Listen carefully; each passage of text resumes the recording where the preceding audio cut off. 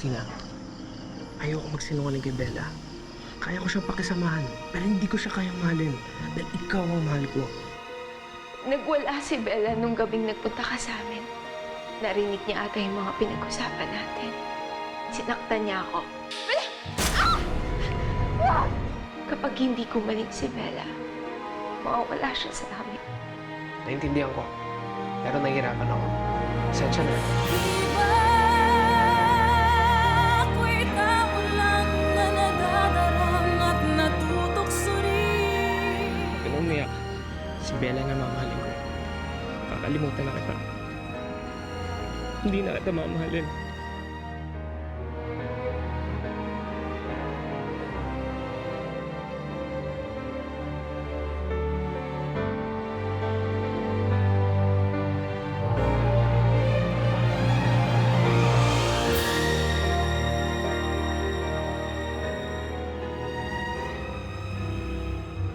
Soledad, ang totoo niya, nahihiya akong pumunta rito sa'yo.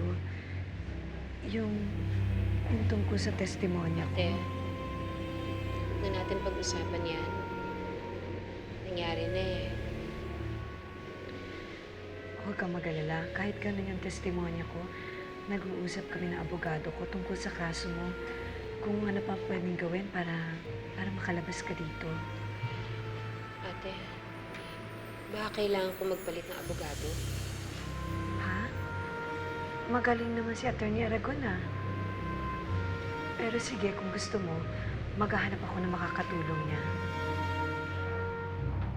Dr. Moran, please sit down.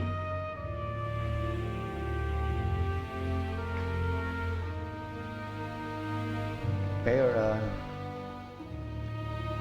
hindi ko lang maintindihan kung bakit kinakailangan niyo pa akong patiktikan doon sa mga tao niyo na parang kriminal.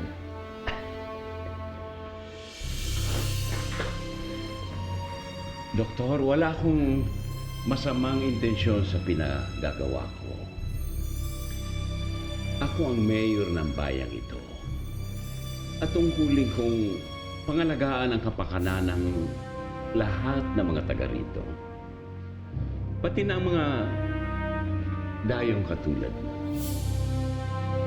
Pero po yung pamamaraan niya bordering on harassment. Mayor, po pwede niyo naman akong diretsuhin kung meron kayong kinakailangan malaman sa akin.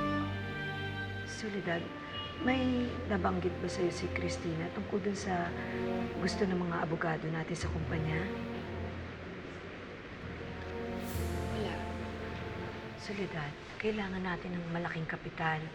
Ang sabi ng mga abogado natin, wala naman daw kung kapangyarihan magbenta ng mga assets ng kumpanya. Kaya nga, nagpagawa ko ng special power of attorney na dapat pirmahan mo. Kasi sayang yung malaking orders kung mawawala ito sa atin. Sige ate, gagawa ko ng paraan ito. Basahin mong mabuti para makakilos kami ni Christina sa lalong madaling panahon. I may have employed dubious means. And for that, humihingi ako ng dispensa.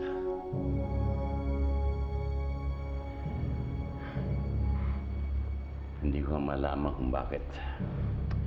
Pero, kaya kita pinasundan sa tauhan ko dahil gusto lang kita makilalang lubos. Nothing else. Bakit ko kinakailangan niyo pang gawin yun?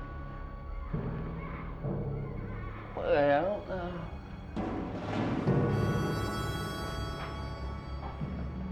gusto kong makilala ang lahat ng empleyado ko dito sa munisipyo. Mayor, nagbigay naman ako ng resume sa inyo. Kung na-review niyo yun, nandun naman yung lahat ng credentials ko ng background ko. Oo nga. Pero,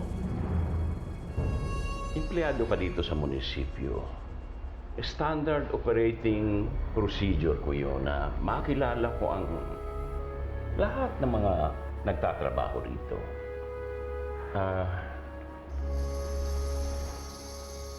Arnel, pwede ba kitang tawaging Arnel? Babalik ka pa ba sa Maynila? Sa ngayon, no, Mayor, hindi mo na. Dito lang muna ako sa Punta de Santiago. Very good. Tapos na ang oras ng dalaw. Sige na, sige na. Magagawa niyo to. Kakausapin ko yung mga abogado natin. Salamat. Alis na ako. Mag-ingat ka dito. Sige ate, ikaw din. Hoy, Soledad. Parang araw-araw may dalaw ka. Ako, minsan lang ako madalaw ng anak ko eh. Sino yung dalaw mo? Hipag ko po, si Ate Socorro. Socorro?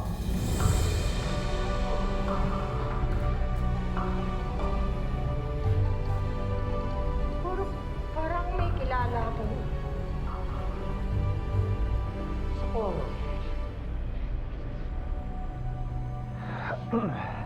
Hindi na ako magtatagal, Mayor. Meron pa akong mga kailangan sikasuhin. Salamat po. Mag-iingat, Colonel. If you need anything, I'll... Socorro. Good morning, Doc. Magandang umaga po. Sige, Mayor. Okay, Santiago.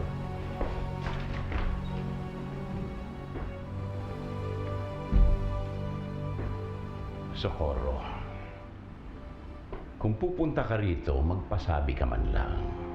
O, tumawag ka. All you have to do is pick up the phone. Ting, ting, ting, ting, ting, ting, ting, ting, ting. Shalsita, darating si Queen Socorro. Ilatag mo ang red carpet. Simple. Hindi yung susulput ka na parang naligaw na kabuti. I also have appointments. Talaga? Bakit, Enrique? Nagpapapsychiatrist ka na rin ba? O meron akong naabalang ibang appointment mo?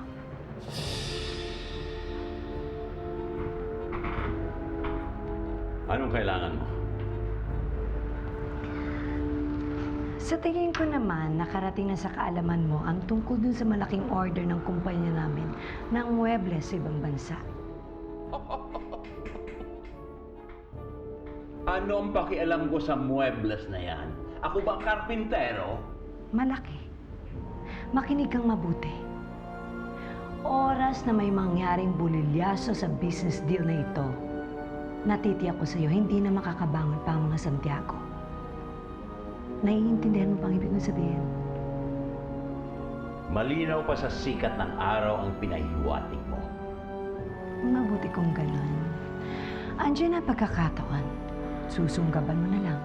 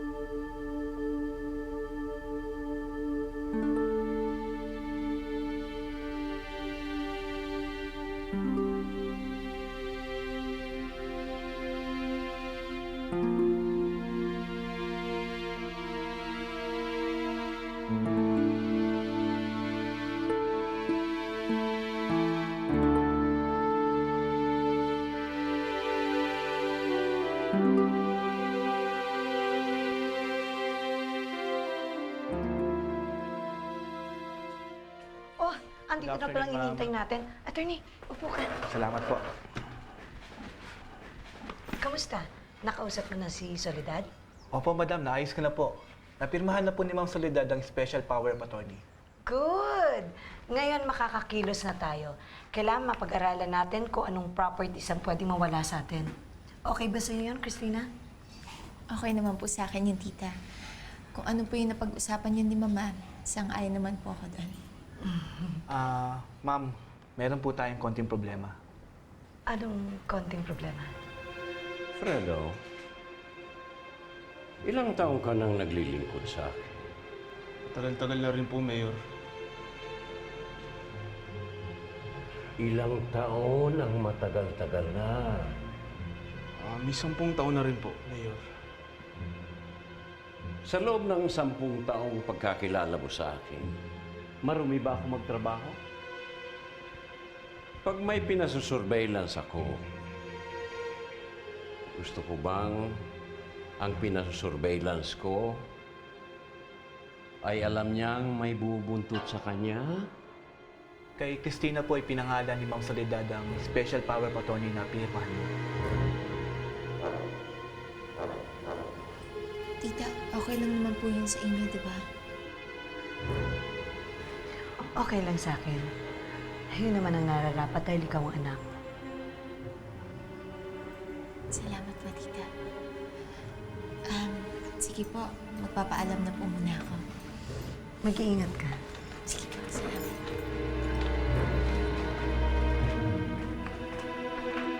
Ha?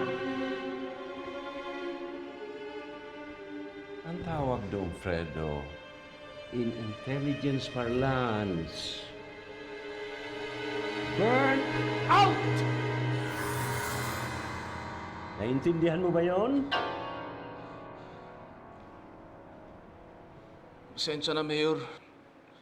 Hindi ko po alam, medyo madaldal pala yung kasero na yun.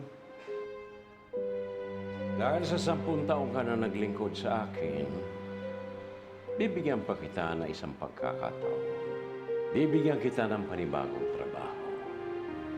Kumuha ka ng mga taong taga-ibang isla. Yung pwedeng pagkatiwalaan.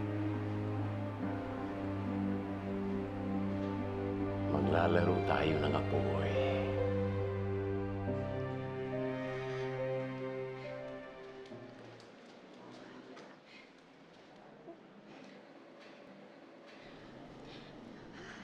Oh, ano yan? Paano ka? Wala to, Mama. Nasugatan na ako sa factory. Ano, anak? Siguro naman, okay lang kaya kita Socorro mo na sa'yo ko binigay yung Special Power of Attorney, no? Okay lang yun, Mama. Wala namang problema kay Tita Socorro. Si Bella, kamusta siya, anak? Namimiss ko na yung kapatid mo, eh. Gusto ko siyang makita. Sabit na ako mayakap siya, eh. Hindi papayag si Dr. Moran, eh. Bakit? Ano nangyari? Nasaan ang kapatid mo? Nasa bahay siya. Nagpapahinga si Bella. Pero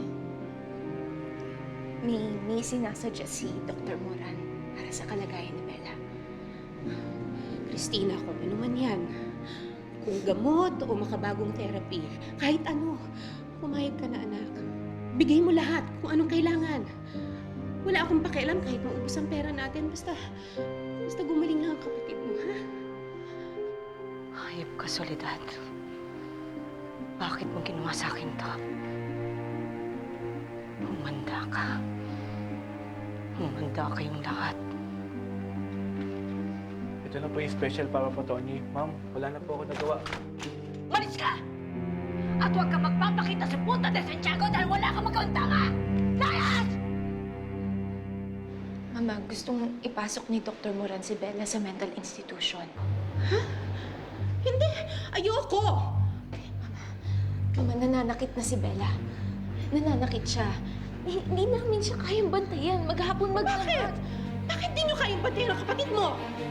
Andiyan naman ang tita Socorro mo, si Yaya Maxima, si Dr. Arnel. Bakit hindi niyo siya bantayan? Christina, alam mo, kung wala ako dito, hindi mangyayari yung sinasabi mo, hindi ako payag! Hindi!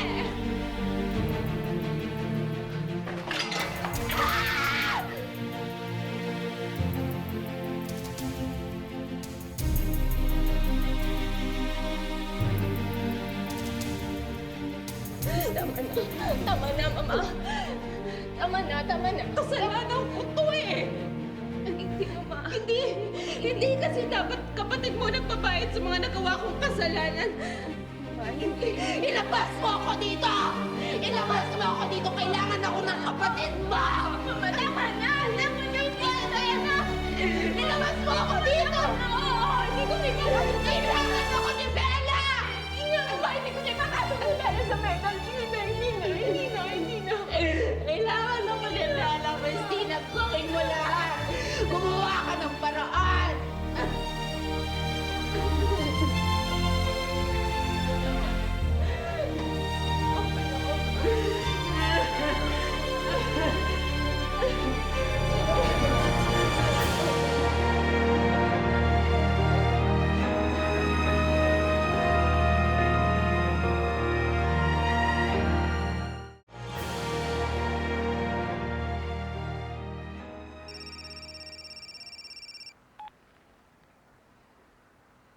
Hello, tita. Matatagal lang po ako dito sa shop. Marami pa kasi akong kailangan tapusin eh. Sige. Gawin mo lang ang kailangan mong gawin dyan. Sige po. Bye.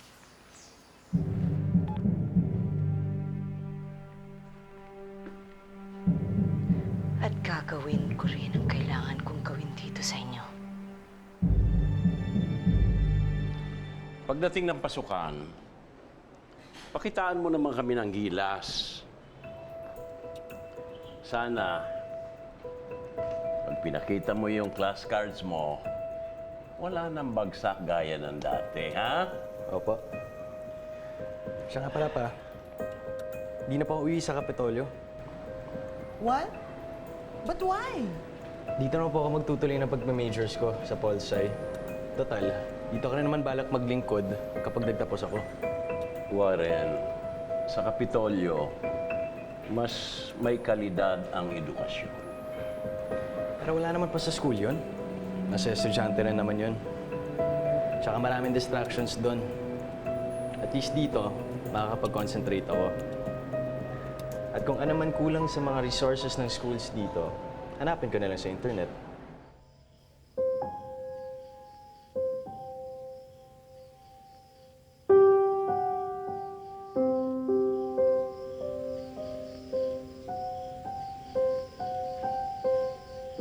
Mahal kita, Rafael.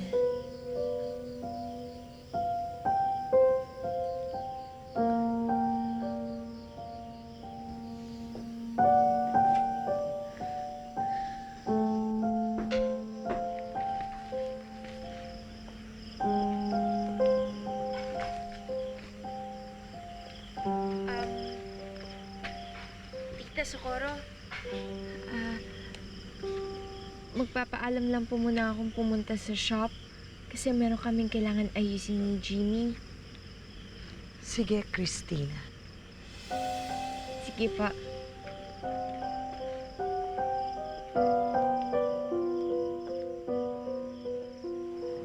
Wow, you sound so mature, Warren. I second the motionless. O sige. Dito ka na mag-enroll. Sige pa. Oh, Fredo.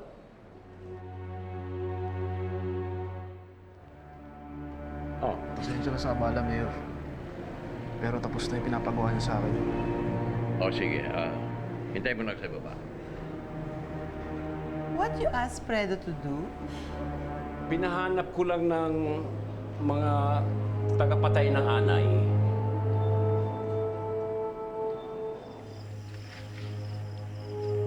Hello? Christina? Nasa shop ka pa ba? Sige, Iha. Huwag ka masyadong magpuyat. Trabaho lang yan.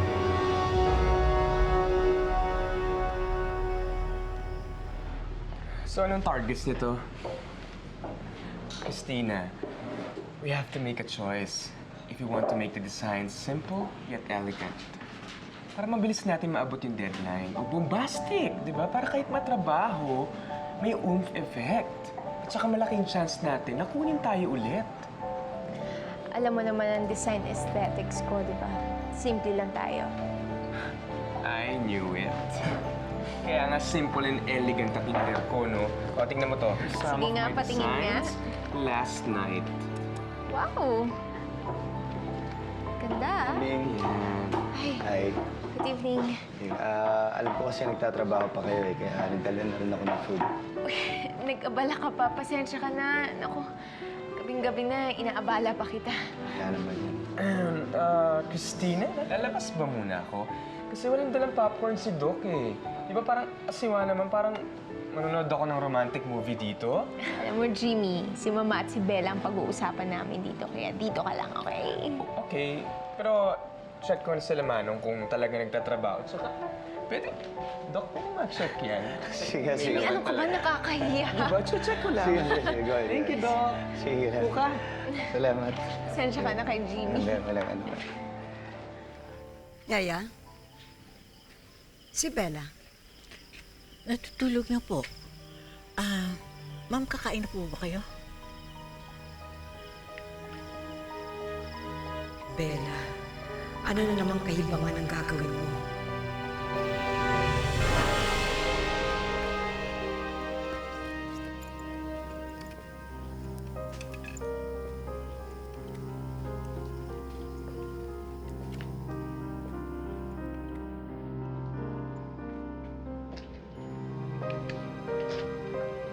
Bakit nandito ka?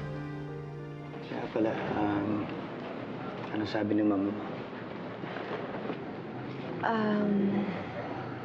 Hindi natin pwedeng dalhin si Bella sa mental hospital. Ayaw pumayag ni Mama.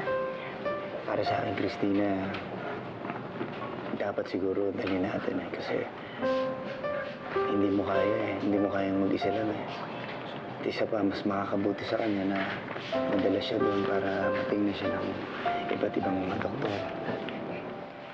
Hindi ko na pwedeng iasa sa iba ang pag-aalaga sa kanya. Hanggat magagawa natin ng paraan na pagalingin siya dito, gawin na lang natin. Sige, pwede rin naman yung ganun. Basta tuloy-tuloy lang yung gamutan sa kanya. And ako naman, i-monitor ko na lang religiously yung gamutan sa kanya. Pero Christina, isa lang ang ibig sabihin nito. Hanggat maaari, kung meron siyang gusto, dapat ibigay natin sa kanya. Kinakailangan ding mapalapit pa si Rafael sa kanya.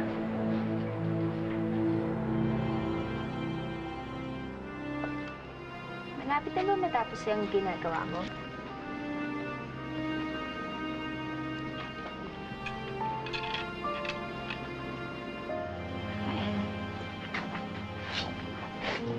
Mahal na mahal kita. Ano ba ginagawa mo, Christina?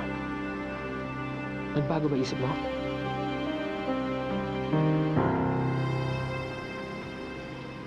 Hindi. Kahit kailan, hindi nagbago ng loob.